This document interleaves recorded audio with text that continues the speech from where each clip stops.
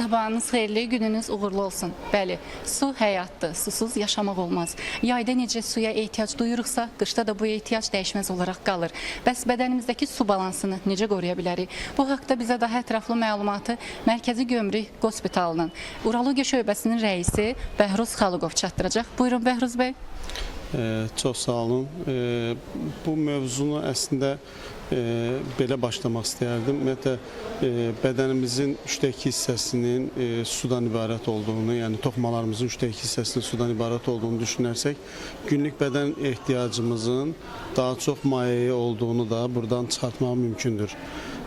Başda qeyd elədiyiniz kimi, yay vaxtında olduğu kimi də bütün mövsümlərdə suya tələbatımız artır, amma qış aylarında, soyuq aylarda bu fərqli bir mexanizma üzərindən olur.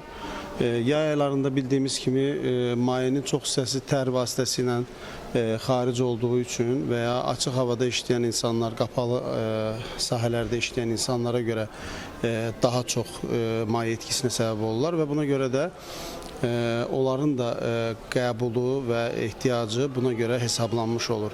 Amma qış vaxtı isə soyuğun təsirindən, xüsusən açıq havada işləyən insanlar və açıq havada idmanla məşğul olan insanlarda soyuğun təsirindən səthi damarlarımızda, vazokonstruksiya dediyimiz damarlarda sıxışma əmələ gəlir. Nəticədə qanın təzyiqində bir artış olur.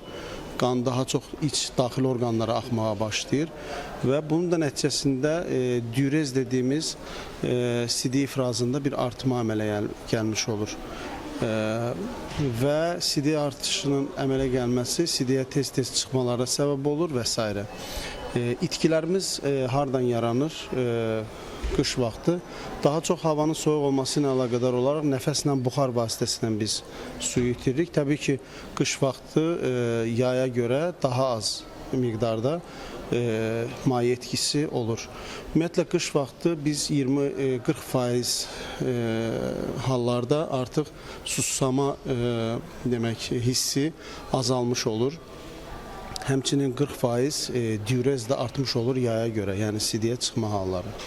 Ona görə insanlara məsləhətimiz, vətəndaşlarımıza məsləhətimiz odur ki, su balansını qorumaqdan ötəri normal fiziki fəaliyyətlə məşğul olan şəxslərin 2-2,5 litrə, ağır fiziki fəaliyyət, idmanla məşğul olan şəxslərin 2,5-3 litrə maye qəbul etməsi şərtdir. Niyə görə? Çünki biz ümumiyyətlə bədənimiz belədir ki, gecə vaxtı, axşam vaxtı biz maye qəbul edəndə çəkimiz də müsbət balansda olur. Yəni, çıxardığımız mayenin miqdarına görə bədənimizdə artıq 500 təxminən millilitrə maye olur və bu maye də bizdə kilonun, normal kilomuzdan bir 500 qram artıq göstərir. Sabaha doğru yatdığımız anda artıq mayenin çox hissəsi sidiyə çevrildiyi üçün səhər çəkiyə çıxanda artıq 500 itkini biz orada görə bilirik. Bu da diürezə getdiyi üçün və səhər artıq mənfi balansa düşür insan. Yəni su ehtiyacı duyur. Yəni günə artıq su ilə başlamağın vaxtıdır deməkdir. Ona görə ümumiyyətlə fiziki fəaliyyətlə məşğul olan, olmayan insanların gün ərzində 2,5 litrə maye qəbul etməsi şərtdir. Əgərsə ki, ağır fiziki fəaliyyət və ya idmanla məşğul olursanız, bu ehtiyacı 3 litrəyə çıxartmaq olar. Bu arada bir şeyi də nəzərinizə çatdırım ki, yay vaxtı tərlədiyimiz zaman hər 1 litrə tərdə biz təxminən 2-4 qrama qədər duz itkisi olur bizdə, yəni mineral itkisi olur. Bunlar da əsas nələrdir? Natrium, kalium, xlor iyonlarının itkisi olur.